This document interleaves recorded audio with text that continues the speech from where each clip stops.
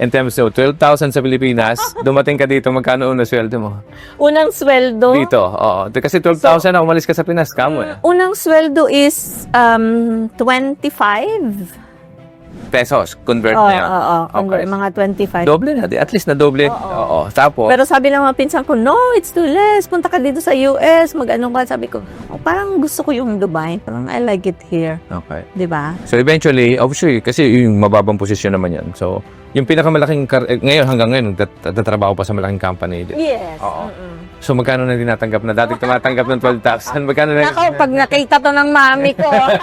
Well, not to brag, but to inspire rather. Kasi, di ba nakuha sa tiyaga, yung pag pinaghirapan mo yan, kumaga, di ba?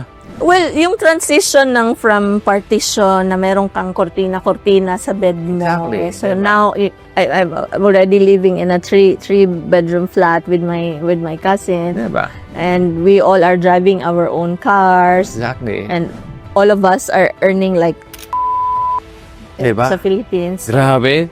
Sa corporate world, may pera. Isang buwan? Yes. Di ba? Ang sarap lang. So, trabaho lang ng trabaho, pero at least, di ba, yung iba kasi mas gusto magnegosyo kasi, iba naman yun, is kind of, pero sa corporate world, pwede ka rin yumaman. Ano mo pa nun, di ba? Grabe.